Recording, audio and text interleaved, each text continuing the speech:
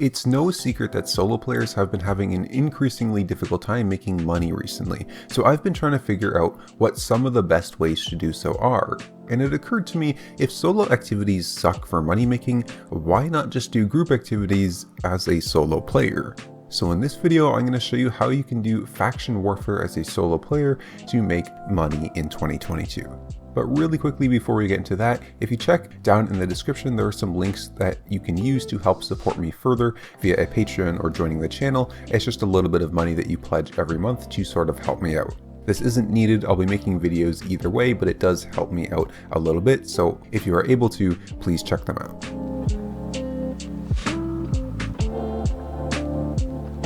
So basically, every time you do some activity in the Royal Continent, you can get more money out of it by faction flagging, whether it's gathering, solo dungeons, solo and group dungeons, open world mobs, whatever it is, you can earn faction points just by being faction flagged up and doing whatever activity. Now, it does come with a slightly increased risk as other faction flagged players from other cities will be able to attack you, but generally I would say it is worth it for most things. Now, doing random solo activities while faction flagged can be some pretty good points, especially doing things like solo and group dungeons or statics, but the real points come from engaging in faction warfare.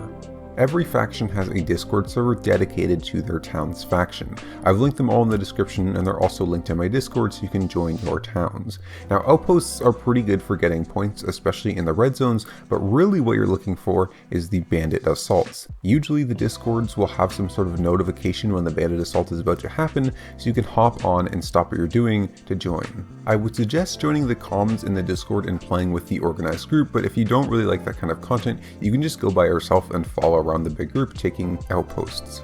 If you just focus on outposts, you can make a ton of faction points during the bandit assault, especially if your faction wins. What's nice about focusing on the outposts too is that if you die, it doesn't really matter, as you'll easily pay for your set in faction points, assuming you didn't go super Gucci with your set. Really, bandit assaults are great for making faction points, which equal money. If you focus on fighting instead, you likely won't get as many points, but you can get a ton of loot off the bodies of your dead enemies. I've looted up to like 5 mil worth of items from one bandit assault before. Compared to just focusing on outposts, it's a little bit higher risk, higher reward, as if you die, you don't have as many faction points built up to fall back on. Really, either one you focus on though, I've pretty much always come out with the bandit assault at least 1 mil richer than when I started, so I'd highly suggest attending every bandit assault that you can.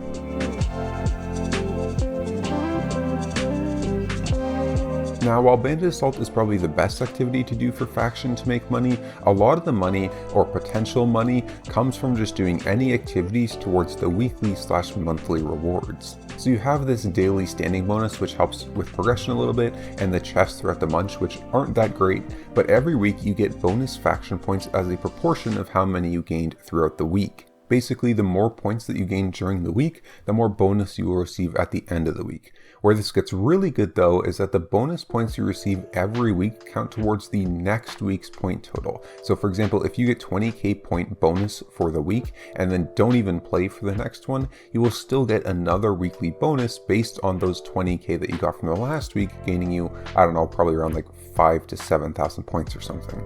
So basically what this means is that if you are consistent and do faction every week, you can really start stacking up the points that you get, as they'll keep just adding on top of each other. This is where it gets really crazy. I've seen people getting in the millions of points for the weekly bonus, although that was for someone who pretty much no-lifed Red Zone Faction Warfare 24/7. But altogether, if you want to make money using faction, I would highly suggest doing it consistently to get the most reward.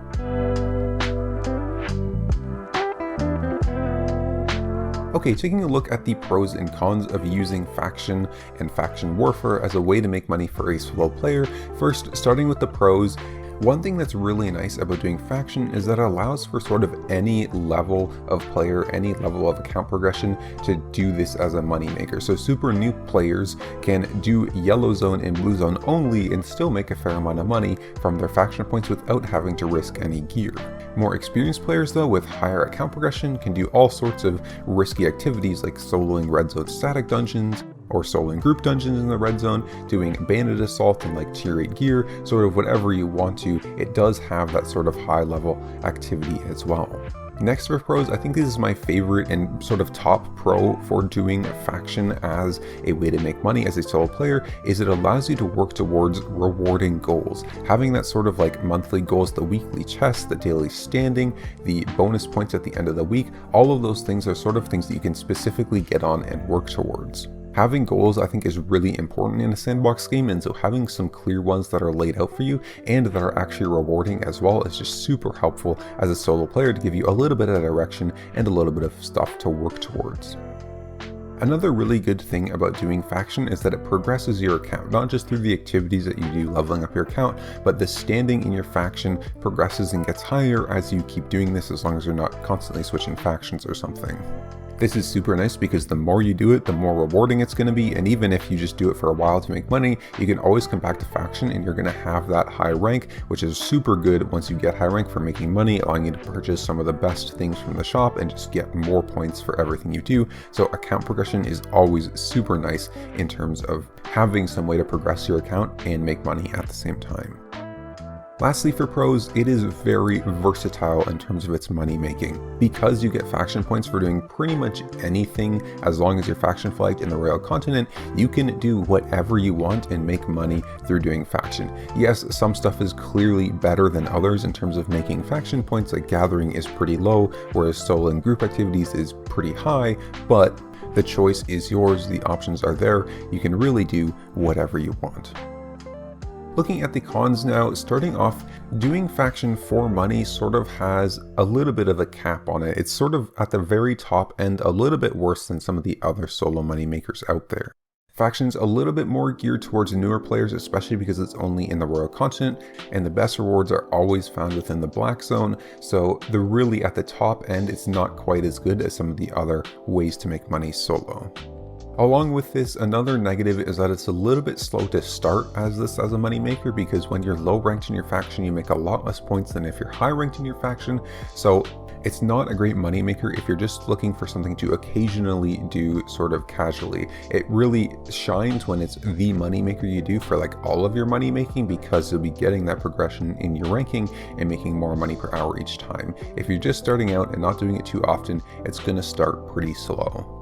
Very similar to this, it's best done consistently. So again, we talked about the weekly rewards and how really good it is to stack those rewards. So if you're not stacking those rewards, you are missing out on some of the potential that faction can give you for money, making it a little bit less. So if you're not someone that's going to do consistently, this might not quite be for you. Lastly, for our cons, this one's a little bit weird, but it's better to save points typically than to spend them in terms of the faction points, because the higher ranking you get in your faction, the better things that you can buy, and often, not always, but often sort of the higher things that are locked behind a high faction rank are more silver efficient to buy in terms of faction points to silver. So it's better to sort of save up all your points until you have that high rank so you can buy the best stuff. Basically, this just means your money isn't really available to you, so you make money, but it's not really available to you, which can be a little bit awkward, especially if you need that money to like pay your premium or something. That being said, don't let this worry you or deter you too much, as the low faction ranking options like the Hearts and the Tier 4 Crescent stuff still do have some very good value in terms of their faction points to silver.